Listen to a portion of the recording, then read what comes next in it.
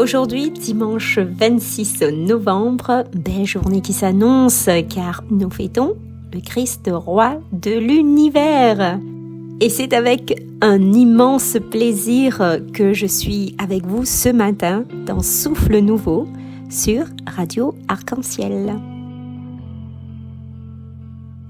Nous aurons le plaisir d'entendre le Père Sébastien Payette pour l'évangile et le commentaire de ce dimanche. Je vous dis merci pour nos chers fidèles, car ce qu'il faut savoir, c'est que Père Sébastien est à Rome et depuis là-bas, il pense à nous très fort et envoie ses pensées justement en ce jour pour nous tous. Amis, j'espère que vous êtes en forme car moi je le suis et en cette belle fête du Christ roi. Le Christ n'est pas un roi comme les autres, il désire nous faire participer à un royaume de vie, de vérité, de grâce, de sainteté, de justice, d'amour et de paix. Voilà, la royauté de Jésus s'inscrit dans le projet de Dieu. Il veut sauver tous les hommes. Disons-lui, Jésus, toi seul es digne, toi l'agneau immolé, de recevoir puissance, divinité, sagesse, force et honneur. Alléluia. À toi la gloire, la souveraineté pour les siècles des siècles. Amen.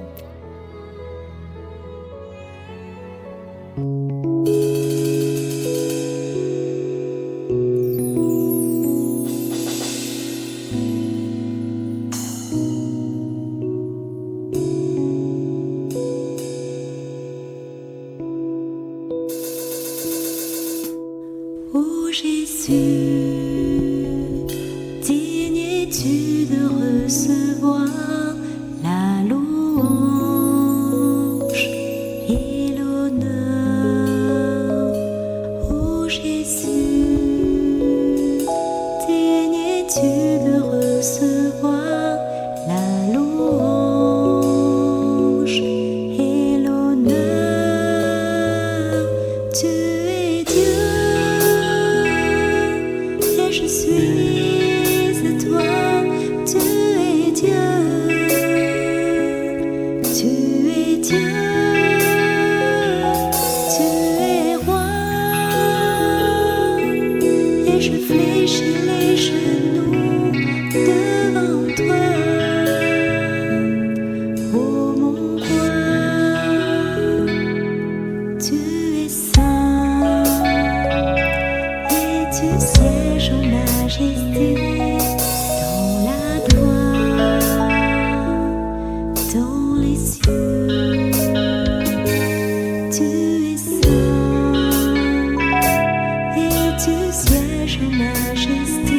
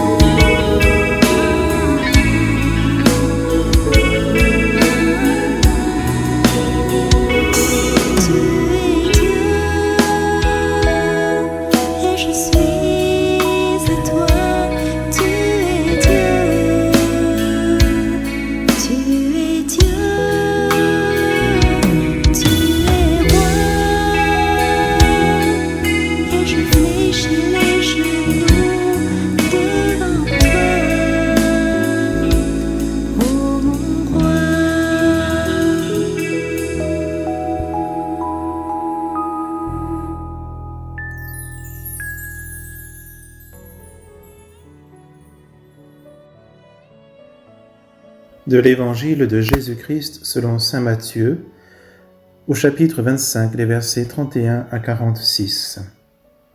En ce temps-là, Jésus disait à ses disciples, « Quand le Fils de l'homme viendra dans sa gloire et tous les anges avec lui, alors il siégera sur son trône de gloire.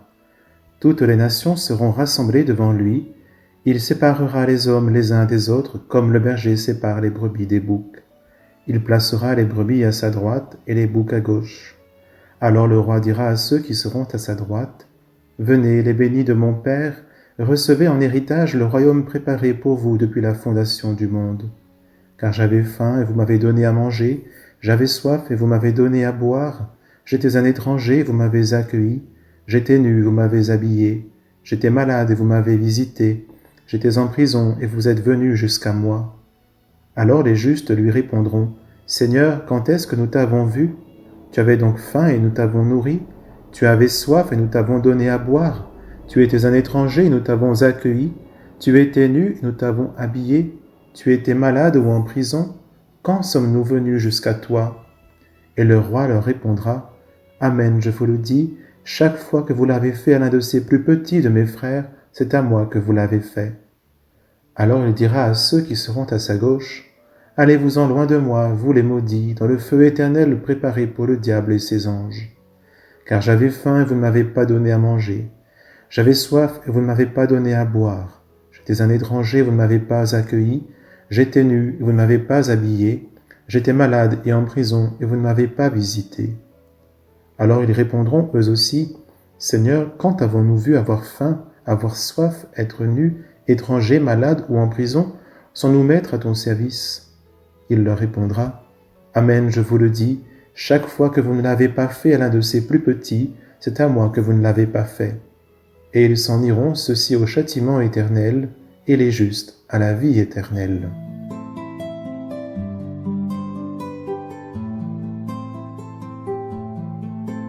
Dans cette page d'Évangile, le Seigneur Jésus se présente comme le roi qui viendra juger le monde lors de sa venue dans la gloire.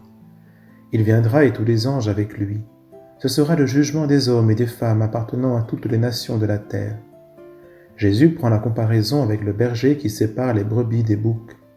Jésus, qui est lui-même le bon berger, le berger véritable qui connaît ses brebis et que les brebis connaissent, Jean chapitre 10, versets 11 à 16, est ce roi qui séparera les justes de ceux qui ont commis l'injustice. Et le jugement est sans appel. Ces derniers s'en iront au châtiment éternel, tandis que les justes iront à la vie éternelle. Le critère pour le jugement est simple. La question est de savoir si nous serons, au terme de l'histoire de ce monde, reconnus comme justes ou injustes. Les brebis, dans la comparaison, ce sont les justes. Les boucs, ce sont ceux qui ont commis l'injustice. C'est donc sur notre justice que nous serons jugés. En quoi consiste cette justice? La justice, c'est faire ce qui est juste. Elle est une vertu morale, nous enseigne le catéchisme de l'Église catholique au numéro 1807, qui consiste dans la constante et ferme volonté de donner à Dieu et au prochain ce qui lui est dû. En ce sens, la justice est étroitement liée à l'amour. En effet, nous voyons comment Jésus met en lumière les actions justes, les actes de charité posés par les brebis.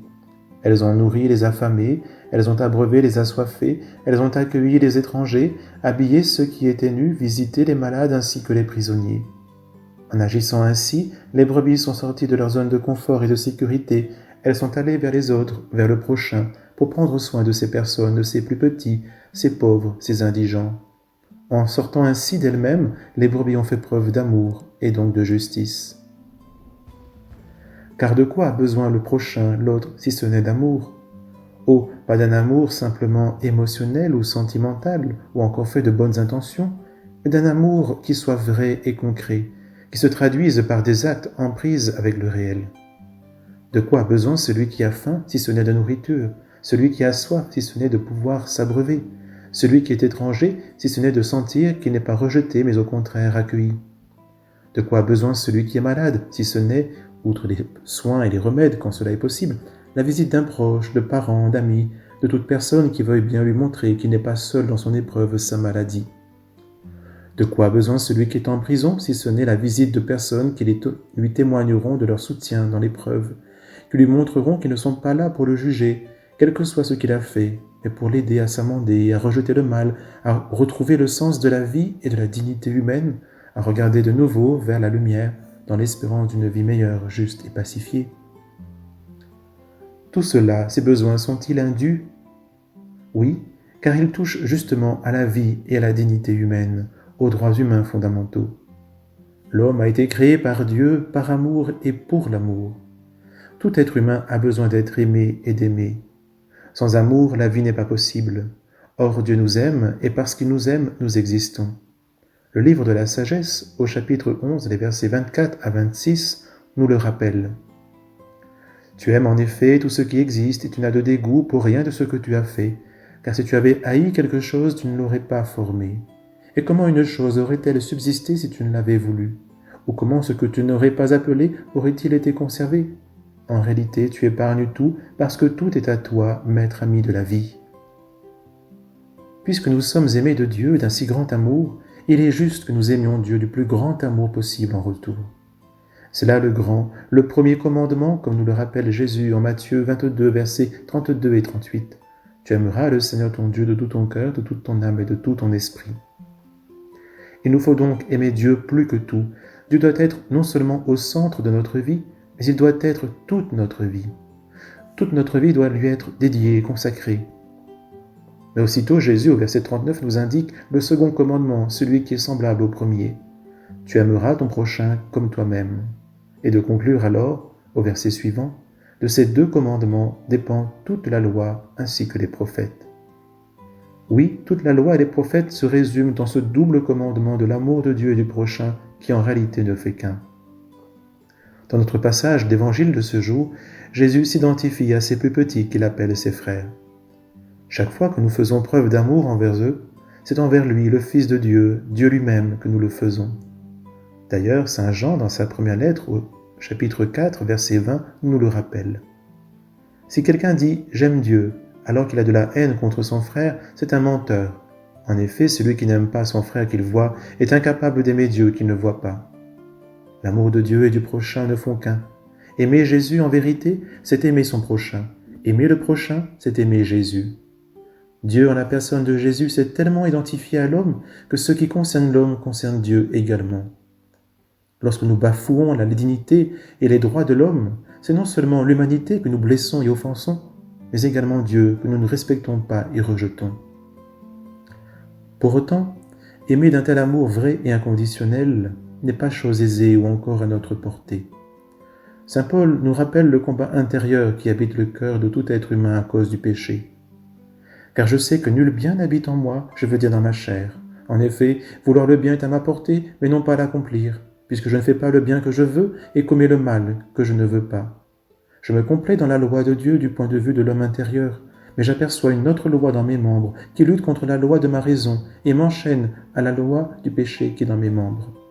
Romains, chapitre 7, versets 18 à 23. Mais si ce combat est bien réel, aussitôt l'apôtre nous montre que dans le Christ Jésus, nous avons l'assurance de la victoire, et que le Christ, par son Esprit Saint qui est en nous, nous donne de pouvoir aimer en acte et en vérité. Il n'y a donc plus maintenant de condamnation pour ceux qui sont dans le Christ Jésus. La loi de l'Esprit qui donne la vie dans le Christ Jésus t'a affranchi de la loi du péché et de la mort. Vous n'êtes pas dans la chair, mais dans l'Esprit, puisque l'Esprit de Dieu habite en vous. Qui n'a pas l'Esprit de Christ ne lui appartient pas, mais si le Christ est en vous, bien que le corps soit mort déjà en raison du péché, l'Esprit est vie en raison de la justice. Et si l'Esprit de celui qui a ressuscité Jésus d'entre les morts habite en vous, celui qui a ressuscité le Christ Jésus d'entre les morts donnera aussi la vie à vos corps mortels par son Esprit qui habite en vous.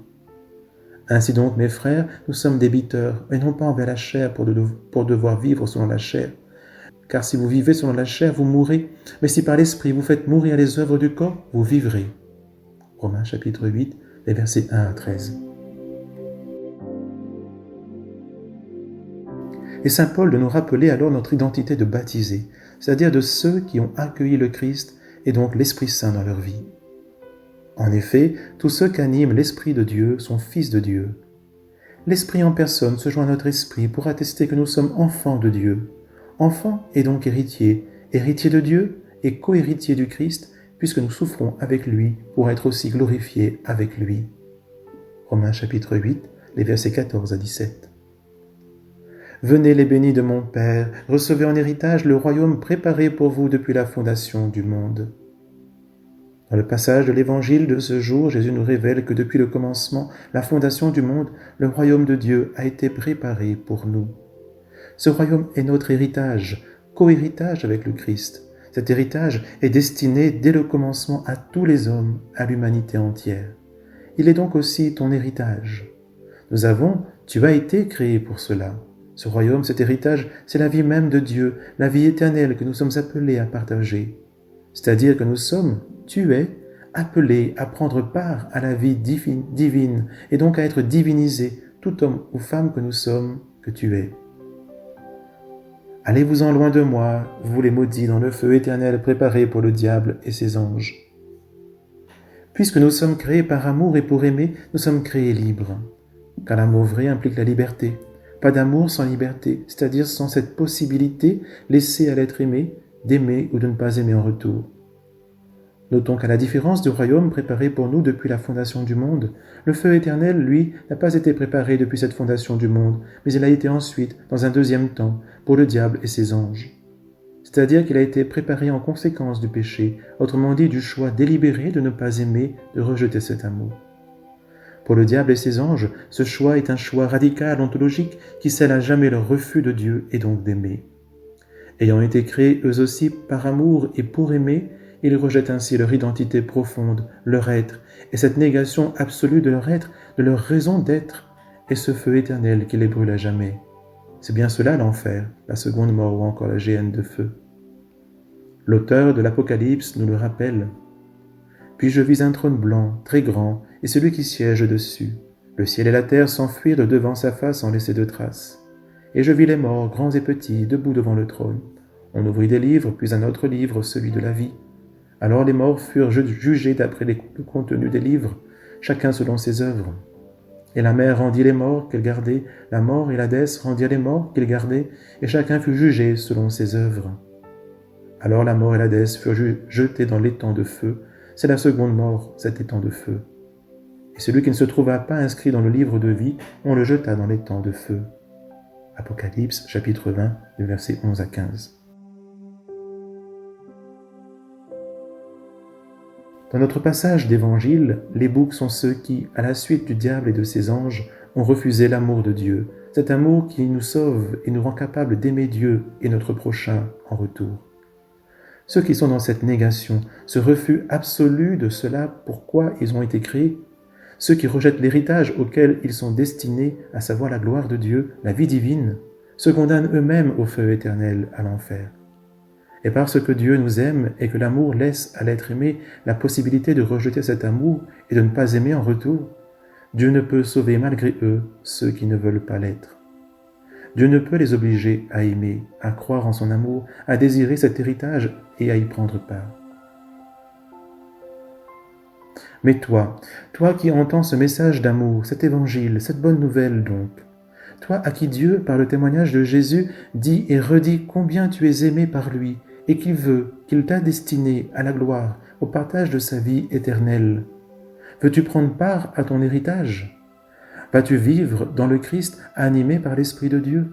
Vas-tu accueillir la parole en mettant tes pas dans les pas de Jésus, en aimant comme il nous a aimés, en donnant ta vie pour lui et pour ton prochain ? Vas-tu aimer en acte et en vérité ? Oh, tu n'es pas seul sur ce chemin. D'autres avec toi, tes frères et sœurs en Christ, cheminent également. C'est l'Église unie au Christ. Alors, en Église, avec tes frères et sœurs, prie, agis, rends grâce à Dieu, annonce à temps et à contre-temps cette bonne nouvelle, car tant d'hommes et de femmes de notre temps ne connaissent pas encore, n'ont pas compris, ou n'y croient pas, ou plus, en cet évangile, à savoir, Dieu les aime d'un amour inconditionnel et les destine au bonheur, à la vie éternelle dans le Christ.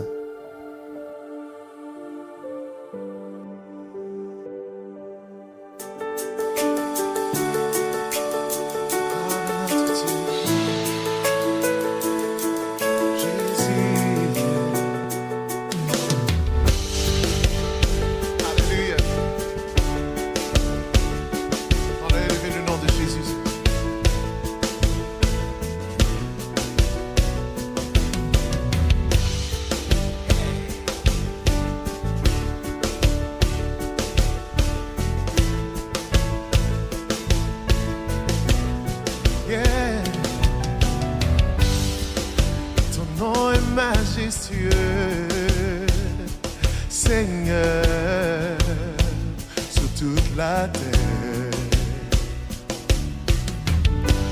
Ton nom est fort et puissant, ton nom est glorieux et grand.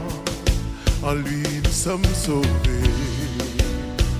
Le nom de Jésus, plus haut que tous les noms, roi des rois, aucun nom n'est comme le sien. Le nom de Jésus, plus haut que tous les noms, Alpha, Oméga, aucun nom n'est comme le sien. Ton nom est comme un doux parfum, déversé sur mon âme, sur mon âme. En ton nom nous supportons tout, en ton nom nous avons la victoire. Ton nom est tout puissant, le nom de Jésus, plus haut que tous les noms. Comment? Aucun nom n'est comme le sien.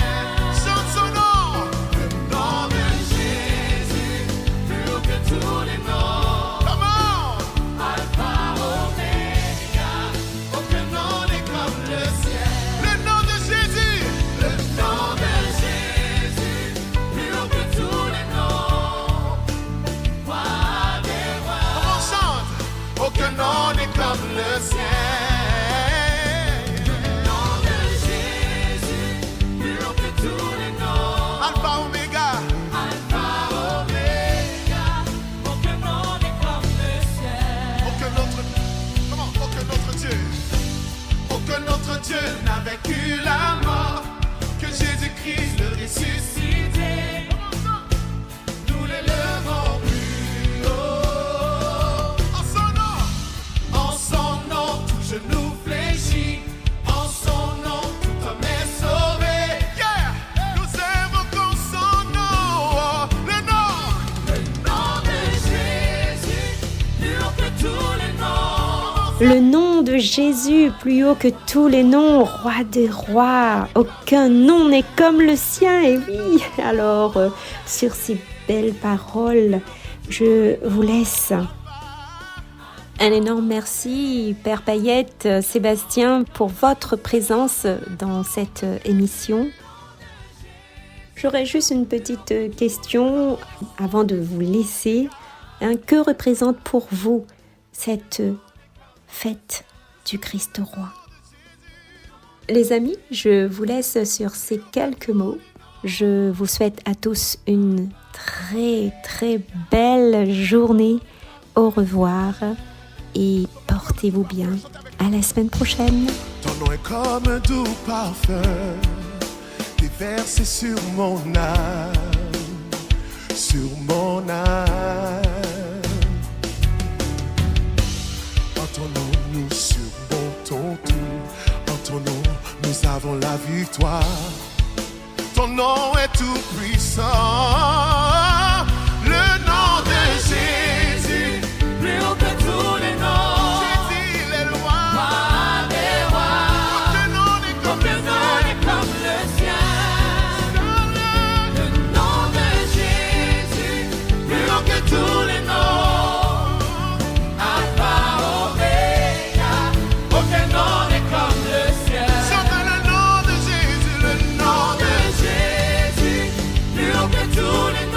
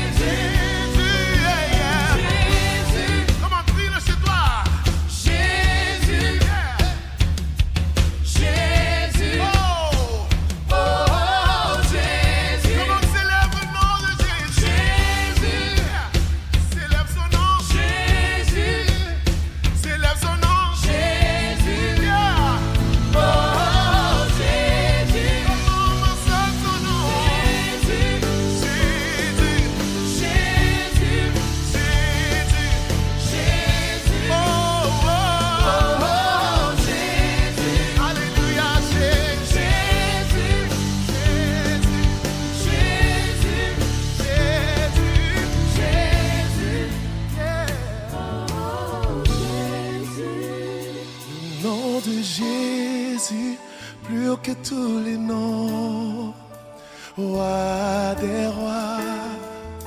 Aucun nom n'est comme le ciel.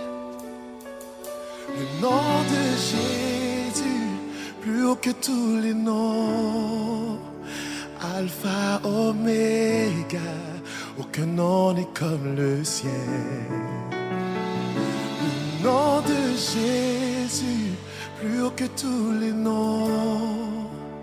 Roi des rois, aucun nom n'est comme le ciel. Le nom de Jésus, plus haut que tous les noms.